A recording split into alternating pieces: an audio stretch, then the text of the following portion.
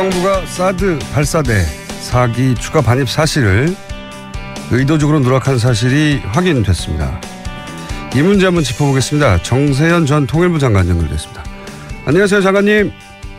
예, 오랜만입니다. 네, 까칠하신 분인데 제가 어렵게 연결했습니다. 감사합니다.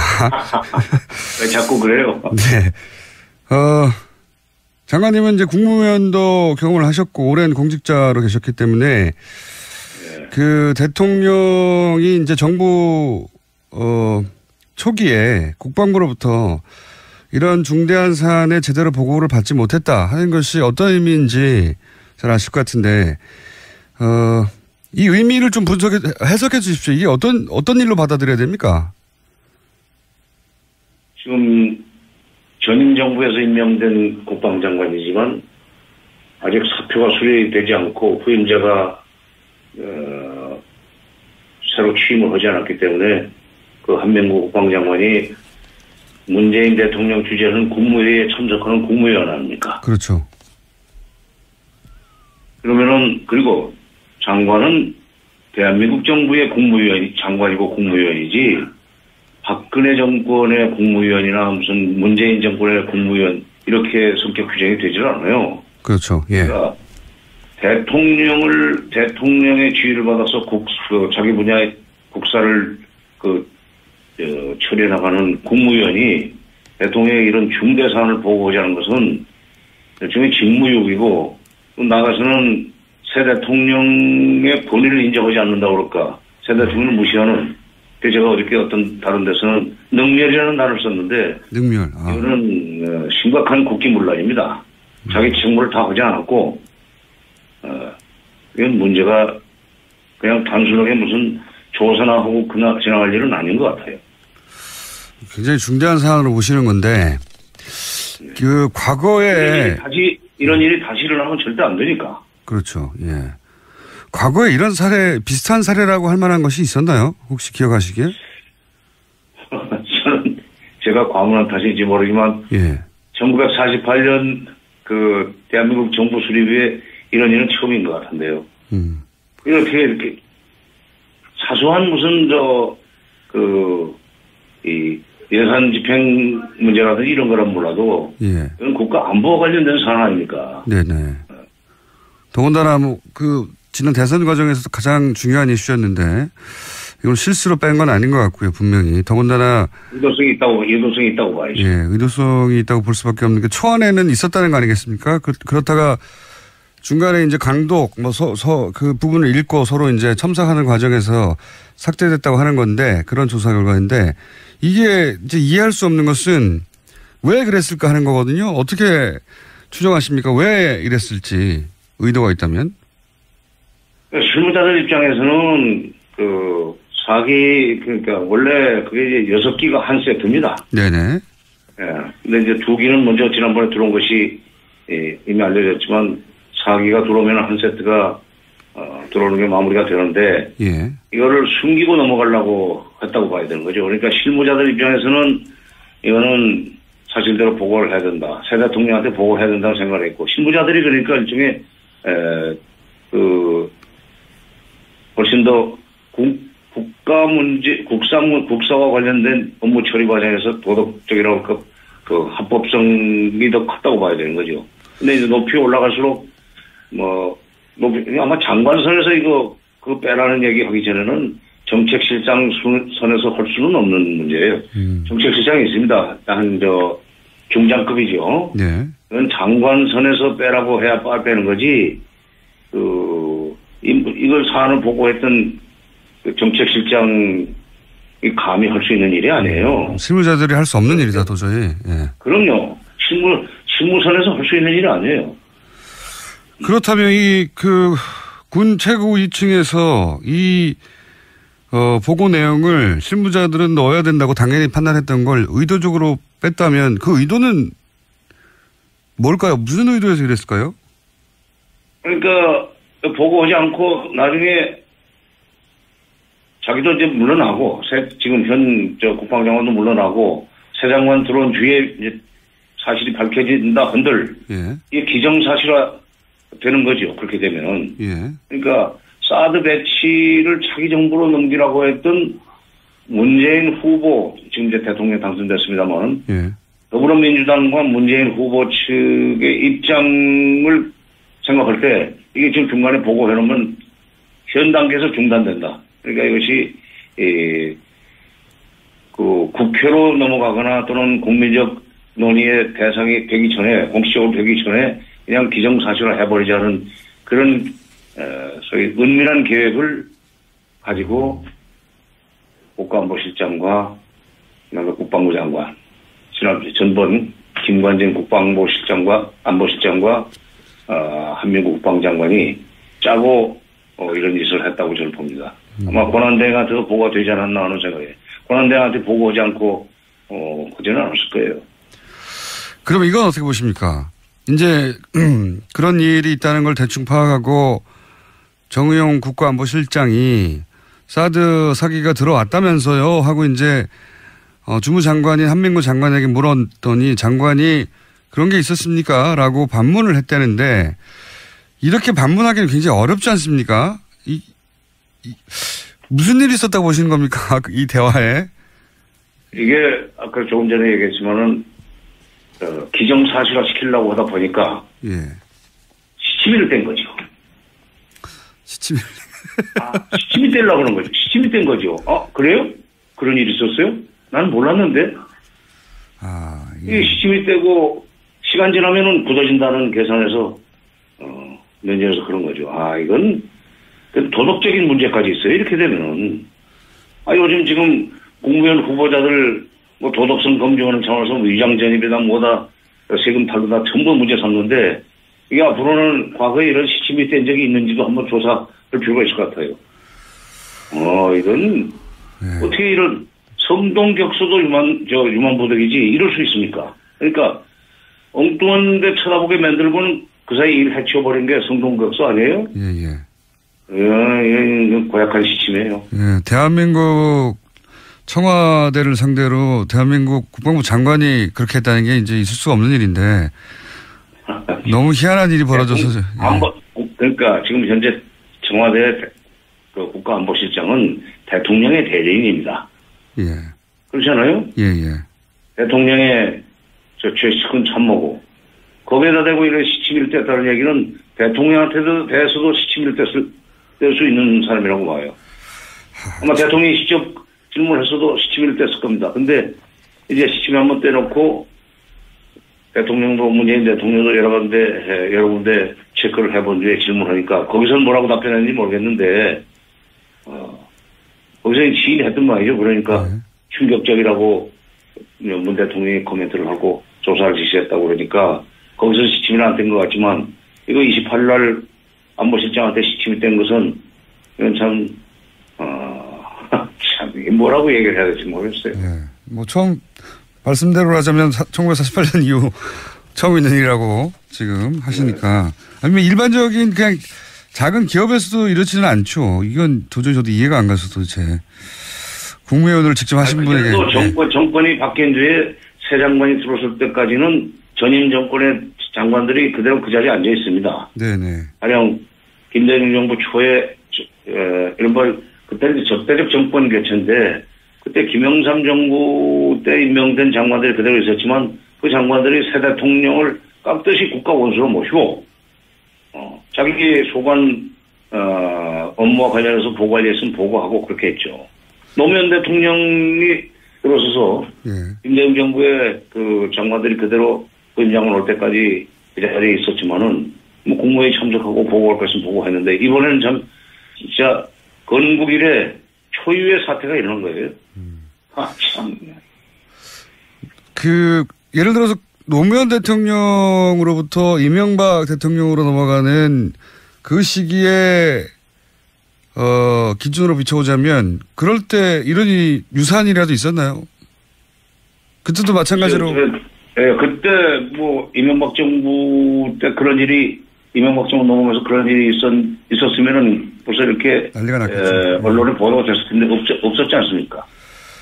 자, 이건 너무 황당한 일이라 기가 막히다는 말씀만 계속 반복하고 있는데 저도 그렇고 국민들도 그럴 것 같습니다. 근데 이제 이게 6월 말 한미 정상회담이 현재까지는 있는 것으로 예정되어 있는 것으로 알려져 있고 여기서 당연히 사드 배치 문제가 의제가 될 텐데 이 한미 정상회담에서 이 사드 문제는 어떻게 풀릴까요? 비용 문제도 등장하고 여러 가지가 있는데 전문가로는 어떻게 보십니까? 비용 문제 그러니까 트럼프 대통령이 비용 문제를 제기했기 때문에 이것은 가까운 시일 내에 결론이 날 수 없는 문제가 돼버렸습니다. 예. 10억 달러면은 이제 우리 돈으로 1조가 넘는 돈인데 이 정도의 돈을 지불하면서 그 무기를 들여다 놔야 된다면은 당연히 이것은 국회 비준을 필요로 하는 국회 비준 동의를 필요로 하는 사안이 돼버렸어요. 따라서 국회 비준 동의가 끝날 때까지는 이 사드 배치를 진행할 수가 없습니다. 지금 이제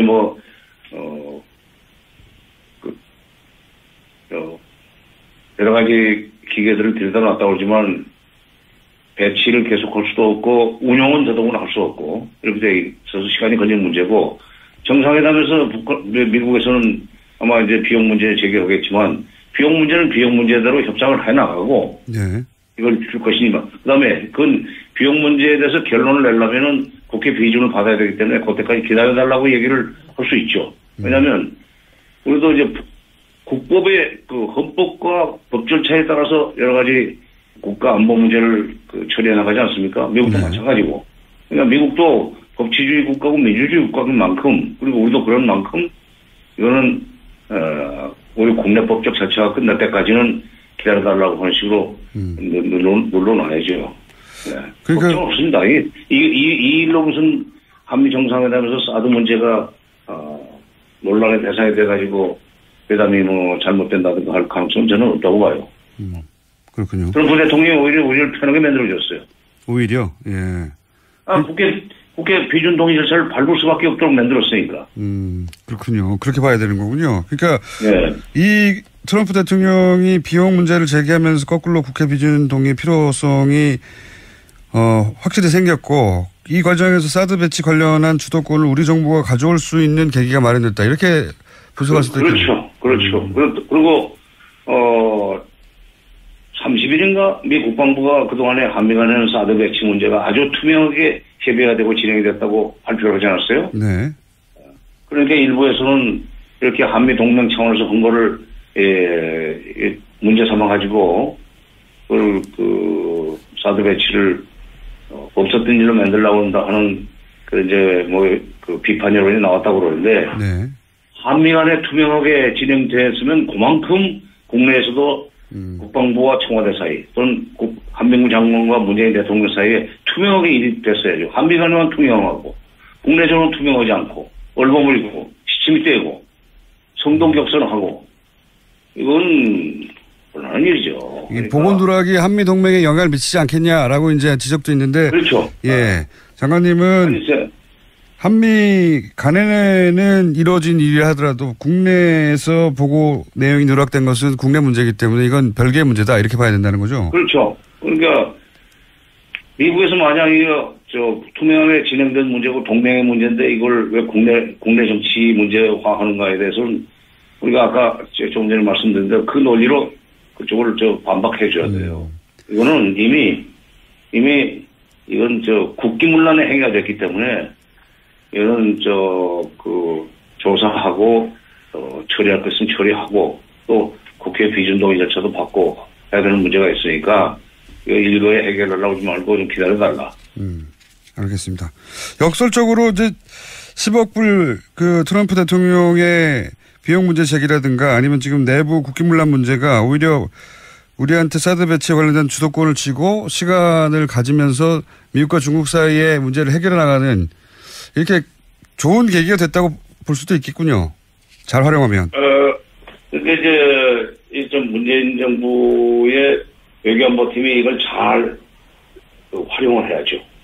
알겠습니다. 그런 점에서 이제 앞으로 외교부 장관, 국방부 장관 또 남북 관계에도 영향을 주는 거기 때문에 통일부 장관, 문재인 정부의 외교안보팀, 청와대 국가안보실장 이렇게 해서 국정원까지 포함해가지고 한 5분이 정말 팀워크를 이뤄가지고 모든 지혜를 짜내서 대통령을 잘 뽑히려면은 우리 김총수 말씀하신 대로 이 문제에 관해서 우리가 오히려 주도권을 행사할 수 있는 여지가 큽니다. 알겠습니다. 그런데 이제 이런 일이 벌어지는 과정 중에도 이제 정부 출범 초기부터 북한이 계속 미사일을 쏘고 있습니다. 네. 여기에 대해서 이제 여러 의견들이 분분한데 북한 문제에 관한 군계 최고 전문가로서 북한은 왜 이렇게 미사일을 문재인 정부 출범 초기부터 쏘고 있는 건지 어떻게 해석하십니까? 문재인 정부 출범에 3번 쐈습니다. 4일, 11일, 14일, 21일, 29일. 예. 3번을 쐈는데 트럼프 정부 출범 이후에는 지금 9번째예요. 예. 그러니까, 우리한테 3번, 문재인 정부 출범 이후 3번, 트럼프 정부 이후에 9번인데, 그게 이번에 쏜 미사일의 여러 가지 재원으로 봐서 무슨 얘기냐면 사거리가 예. 괌이나 하와이까지 도달할 수 있는 정도의 사거리라는 점. 네네. 그다음에 고체 연료를 썼다는 것은 지금 장거리로 간다는 얘기입니다. 예. 액체 연료가 아니고 이동 발사대를 썼다는 얘기는 기습성을 키운다는 얘기입니다. 예. 이것은 남한을 상대로 하려면 300km짜리도 길어요. 그렇죠. 예. 그래서 수도권을 공격한다든지 할 때는 300km도 길어요. 500km도 신의주까지 올라가서 때려도 서울보다 훨씬 남쪽으로 신의주에서 개성까지가 200km, 개성에서 서울까지 200km니까 신의주까지 끌고 올라가서 쏘아도 서울보다 더 남쪽으로 떨어지는 게 500km인데 이게 3,000km, 4,000km 나가는 미사일, 그다음에 고체 연료, 이동식 발사대, 이건 미국을 겨냥해서 지금 하는 짓이에요. 그리고 북한이 지금까지 9번 미사일을 쏘는 동안에 미국의 대북 정책이 점점점 좀 부드러워졌습니다. 저도 선제 타격도 하겠다고 했는데 최근에 와서는 북핵 문제를 해결하기 위해서 미북 정상회담도 할 수 있다는 얘기를 트럼프 대통령이 직접 했어요. 제가 그 대목이 진짜 궁금해서 제가 여쭤보고 싶은 건데 원래 트럼프 대통령의 대북 강경 메시지가 오히려 이 미사일 쏘는 기간 동안 계속해서 더 유화적으로 변해갔지 않습니까? 정반대로 미사일을 쏘는데 이게 어떻게 된 역학관계인지 그게 궁금합니다. 과거에 미국 간의 이 협상이라고 그럴까 대화의 역사를 되돌아보면 예. 북한이 벼랑 끝 전술을 쓰면 쓸수록 미국은 오히려 몸이 달아가지고 북한을 달래려고 하는 그런 이 정책을 취했었습니다. 과거의 전례가. 예. 북핵 문제 94년 북핵 문제 발생 이후에 북한은 그동안에 그런 벼랑 끝 전술을 통해서 미국 간의 직접 협상을 끌어냈던 성공의 추억을 가지고 있어요. 예. 오히려 도발을 더 강하게 할수록 미국이 더 몸이 달아가지고 직접 비공개 접촉을 하자고 제안한다든지 아니면은 이렇게 너무 강경하게 우리가 나간다면은 북한이 더 세게 나갈 거고 그렇게 되면은 미국의 이 국제 정치적 위상이 떨어진다 이렇게 계산하고 다가오려고 북한은 계산하고 있는 거죠. 그러니까 그리고 실제로 트럼프 정부 출범 이후에 지금 1월 7일인가 출범했으니까 그 이후에 1월 달에 출범했으니까 지금 한 4개월, 한 5개월도 채 안 되는 동안에 엄청난 변화를 했어요. 정상회담을 김정은과 트럼프가 직접 만나겠다는 얘기까지 했으니까. 그렇죠. 예. 지금 북한은 남쪽의 문재인 정부를 상대로 해서 떠보기 무슨 기싸움 이런 것을 하는 것이 아니고, 이런 미사일 발사를 계속 할수록 그리고 거리가 늘어날수록 그다음에 기술적으로 진보가 이루어졌다는 것이 객관적으로 확인될수록 미국 간의 협상 시간은 가까워진다. 그 시간을 앞당기기 위해서도 도발을 앞으로 더 자주 할 겁니다. 아 그렇군요. 그러니까 북한 입장에서는 북미회담의 의지가 미국에 있는 것으로 보고 의지가 있다고 보고 그렇다면은 우리 미사일의 성능이 이렇게 점점 좋아지고 있으니까 우리 존재를 무시하지 말고 빨리빨리 하자. 그렇죠. 예, 그런 메시지라는 거죠. 예, 미국에 보내는. 그렇죠. 그러니까 미사일 거리가 늘어나도 미국이 몸살하고 지난번에 2006년에 핵실험 하자마자 바로 북한을 제3국으로 불러냈거든요. 비밀리에. 그래서 왜 이러냐 진짜. 이거 진짜 이런 식으로 하면은 앞으로 미국 관계는 전망 없다. 그래서 이제 해달라는 걸 해줄 테니 일단 협상부터 시작하자. 그래서 대충 원계를 짜가지고 그 이듬해 2월 13일 날 베이징에서 육자들이 만나가지고 이른바 육자회담 2.13 합의라는 걸 만들어냈는데 북한은 그러니까 선미북대와 나머지 육자가 됐건 사자가 됐건 또는 남한도 넣어주는 것도 가능하다는 그런 식의 계산을 하고 있죠. 우리 정부 또는 문재인 정부를 상대로 해서 남한을 상대로 해서 쏘는 거라고 보는 것은 착각이에요. 그렇군요. 그러니까 북한이 오랫동안 미국이 원해왔던 건 사실 좀 단순하죠. 미국이 북한을 멸망시키려고 하지 말고 우리 존재를 인정해달라. 그러기 위해서 평화협정 맺고 뭐 이런 거 아니겠습니까? 우리를 인정해달라고. 그렇죠. 그러니까. 예. 9번 싸운 동안에 미국이 어디까지 얘기했냐면 선제 타격은 물론 안 하고 예. 김정은 체제 붕괴까지도 우리는 안 하겠다. 안 시키겠다라는 얘기를 하게 만들지 않았어요. 그러니까 그러면은 선제 타격 안 하고 김정은 체제 붕괴를 지도하지 않겠다. 그리고 북핵 문제를 풀기 위해서라면은 트럼프가 김정은과도 만날 수 있다는 얘기까지 끌어냈으니 그 시간을 앞당기기 위해서 이제 우리는 맘 놓고 미국으로부터 군사적 공격을 받지 않고 협상으로 갈 수 있고 협상을 통해서 평화협정 같은 것을 받아낼 수 있다고 지금 아마 속으로는 쾌재를 부르고 있을 겁니다. 그럼 북한 입장에서 보자면 쾌재를 부르고 그리고 이제 북미 회담이 뭐 성사될 수도 있고 뭐 트럼프도 이제 뭐 이건 저희 순전히 개인적인 추정입니다만 트럼프 입장에서도 오바마도 못했던 북한 문제를 해결하면 본인이 아무래도 노벨상도 받을 수 있고 뭐 이런 생각도 혼자 할 수 있을 것 같은데 제가 궁금한 건 이렇게 북미 회담을 우리 빼고 이렇게 해버리면 우리는 그럼 어떻게 해야 되는 겁니까? 이제 이른바 코리아 패싱 옛날 용어로 쓴다면 통미봉남인데 요즘은 영어로 돼요. 코리아 패싱이라고 한국 제끼고 하는 거. 우리는 그렇다고 북핵 문제라든지 또는 미사일 문제를 가지고 직접 우리가 북한과 협상을 하겠다고 나설 수 있는 그런 상황은 아닙니다. 어차피 저것은 국제적인 문제가 돼 있고 타자가 풀어야 될 문제이기 때문에 남북 간에는 통미봉남이나 코리아 패싱을 면하기 위해서 북한과 대화가 될 수 있고 협력이 될 수 있는 영역에서 남북관계를 열어나가야 돼요. 예를 들면 민간 차원의 교류 협력을 활성화하거나 또는 북한에게 실질적으로 도움이 될 수 있는 경제협력 같은 거 이걸 이슈로 해가지고 당국간 회담을 여는 당국간 회담의 이 당국 접촉과 대화를 열어나가는 그런 식으로 한다면은 미국 간에는 그 문제를 핵과 미사일 문제를 주로 하는 양자회담을 하겠지만 남북 간에는 이 경제라든가 사회문화 교류 협력을 주로 하는 접촉과 대화를 통해서 그 미북 접촉 또는 육자회담에 영향을 미칠 수 있는 우리의 레버리지가 생길 수 있습니다. 그렇게 되면 결국 우리는 코리아 패싱이나 통미봉남을 비껴가고 그리고 막상 이제 육자회담이 열리게 되면은 오히려 거기서 우리가 이 조정자 역할을 할 수 있는 여지가 커진다고 봐요. 과거에 남북 관계가 좋을 때, 남북 간의 관계가 긴밀해지고 교류협력이 활성화됐을 때 육자회담에서 북핵 문제 해결의 로드맵이라고 하는 부의구 공동성명을 만들어내지 않았습니까? 그건 남북 관계가 그렇게 활성화되지 않았으면 나올 수 없는 그 합의서였어요.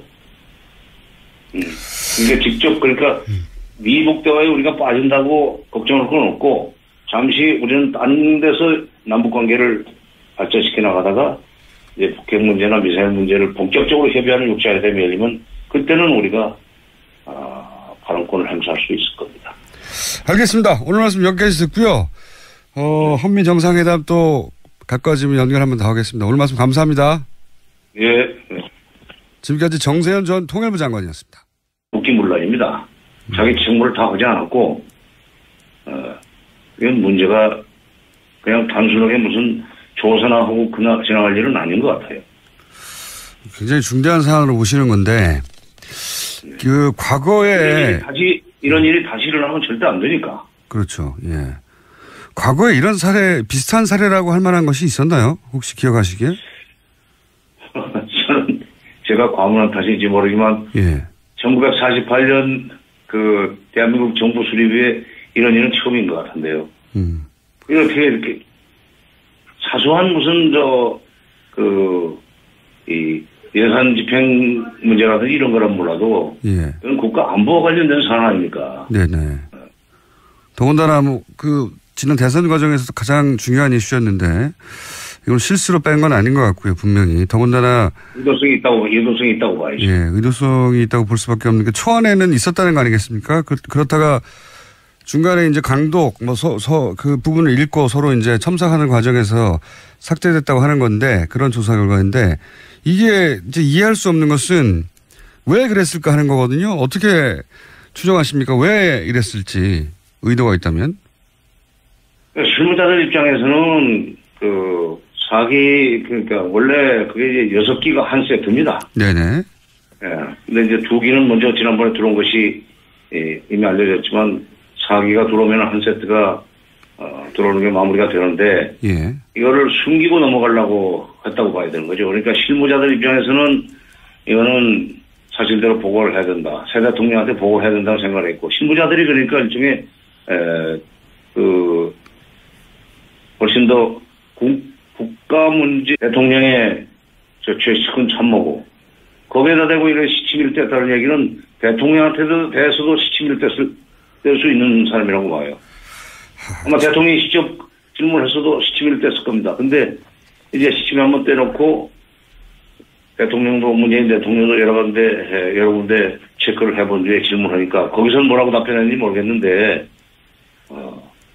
거기서 시인이 했던 말이죠. 그러니까 충격적이라고 문 대통령이 코멘트를 하고 조사를 지시했다고 그러니까 거기서 시침이 안 된 것 같지만, 이거 28일 날 안보실장한테 시침이 된 것은 이건 참 뭐라고 얘기를 해야 될지 모르겠어요. 네. 처음 말씀대로 하자면 1948년 이후 처음 있는 일이라고 지금 하시니까. 네. 아니면 일반적인 그냥 작은 기업에서도 이렇지는 않죠. 이건 도저히 저도 이해가 안 가서 도대체. 국무위원으로 직접 하신 분에게. 또 정권이 바뀐 뒤에 새 장관이 들어설 때까지는 전임 정권의 장관들이 그대로 그 자리에 앉아 있습니다. 네네. 가령 김대중 정부 초에 이른바 그때는 적대적 정권 교체인데, 그때 김영삼 정부 때 임명된 장관들이 그대로 있었지만 그 장관들이 새 대통령을 깍듯이 국가 원수로 모시고 자기 소관 업무와 관련해서 보고하려면 보고하고 그렇게 했죠.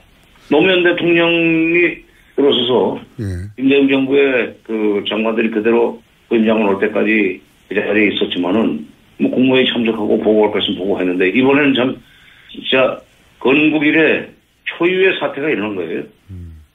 참. 예를 들어서 노무현 대통령으로부터 이명박 대통령으로 넘어가는 그 시기에 국방장관이 짜고 이런 짓을 했다고 저는 봅니다. 아마 권한대행한테도 보고가 되지 않았나 하는 생각에, 권한대행한테 보고하지 않고 하지는 않았을 거예요. 그럼 이건 어떻게 보십니까? 이제 그런 일이 있다는 걸 대충 파악하고 정의용 국가안보실장이 사드 사기가 들어왔다면서요 하고 이제 주무장관인 한민구 장관에게 물었더니 장관이 그런 게 있었습니까? 라고 반문을 했다는데, 이렇게 반문하기는 굉장히 어렵지 않습니까? 무슨 일이 있었다고 보시는 겁니까? 이 대화에.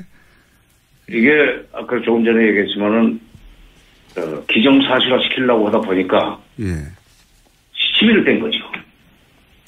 시치미 떼려고 하는 거죠. 시치미 뗀 거죠. 그래요? 그런 일이 있었어요? 나는 몰랐는데. 이 시치미 떼고 시간 지나면은 굳어진다는 계산에서 면제해서 그런 거죠. 이건 도덕적인 문제까지 있어요. 이렇게 되면은 요즘 지금 국무위원 후보자들 뭐 도덕성 검증하는 차원에서 위장 전입이다 뭐다 세금 탈루다 전부 문제 삼는데 이게 앞으로는 과거에 이런 시침이 된 적이 있는지도 한번 조사할 필요가 있을 것 같아요. 이건 어떻게 이런 성동격수도 유만보덕이지 이럴 수 있습니까? 그러니까 엉뚱한 데 쳐다보게 만들고는 그 사이 일 해치워버린 게 성동격수 아니에요? 예, 고약한 시침이에요. 예, 대한민국 청와대를 상대로 대한민국 국방부 장관이 그렇게 했다는 게 이제 있을 수가 없는 일인데 너무 희한한 일이 벌어져서. 그러니까 지금 현재 청와대 그 국가안보실장은 대통령의 대리인입니다. 예. 그렇잖아요? 예.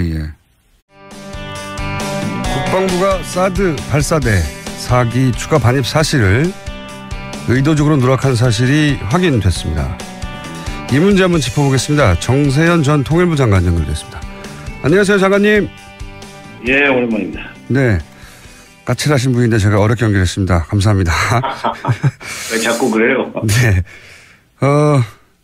장관님은 이제 국무위원도 경험을 하셨고 오랜 공직자로 계셨기 때문에 그 대통령이 이제 정부 초기에 국방부로부터 이런 중대한 사안에 제대로 보고를 받지 못했다 하는 것이 어떤 의미인지 잘 아실 것 같은데 이 의미를 좀 해석해 주십시오. 이게 어떤 일로 받아들여야 됩니까? 지금 전임 정부에서 임명된 국방장관이지만 아직 사표가 수리되지 않고 후임자가 새로 취임을 하지 않았기 때문에 그 한명구 국방장관이 문재인 대통령 주재하는 국무회의에 참석하는 국무위원 아닙니까? 그렇죠. 그러면은 그리고 장관은 대한민국 정부의 장관이고 국무위원이지 박근혜 정권의 국무위원이나 무슨 문재인 정권의 국무위원 이렇게 성격 규정이 되질 않아요. 그렇죠. 예. 그러니까 대통령의 지휘를 받아서 자기 분야의 국사를 처리해 나가는 국무위원이 대통령의 이런 중대 사안을 보고하자는 것은 일종의 직무유기고 나가서는 새 대통령의 권위를 인정하지 않는다고 그럴까. 새 대통령을 무시하는. 제가 어저께 어떤 다른 데서는 능멸이라는 단어를 썼는데 능멸. 이거는 심각한 국사와 관련된 업무 처리 과정에서 도덕적이라고 할까 그 합법성이 더 컸다고 봐야 되는 거죠. 근데 이제 높이 올라갈수록 아마 장관선에서 그거 빼라는 얘기 하기 전에는 정책실장 선에서 할 수는 없는 문제예요. 정책실장이 있습니다. 중장급이죠. 네. 그건 장관선에서 빼라고 해야 빼는 거지.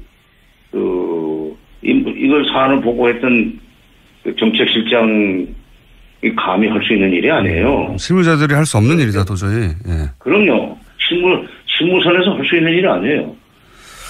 그렇다면 군 최고 2층에서 보고 내용을 실무자들은 넣어야 된다고 당연히 판단했던 걸 의도적으로 뺐다면 그 의도는 뭘까요? 무슨 의도에서 이랬을까요?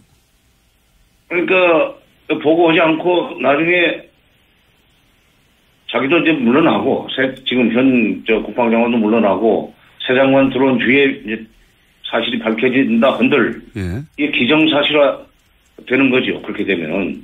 그러니까 사드 배치를 차기 정부로 넘기라고 했던 문재인 후보 지금 이제 대통령 당선됐습니다만 더불어민주당과 문재인 후보 측의 입장을 생각할 때 이게 지금 중간에 보고해놓으면 현 단계에서 중단된다. 그러니까 이것이 국회로 넘어가거나 또는 국민적 논의의 대상이 되기 전에 공식적으로 되기 전에 그냥 기정사실화 해버리자는 그런 소위 은밀한 계획을 가지고 국가안보실장과 국방부 장관 지난번에 전번 김관진 국방부실장과 안보실장과 한명구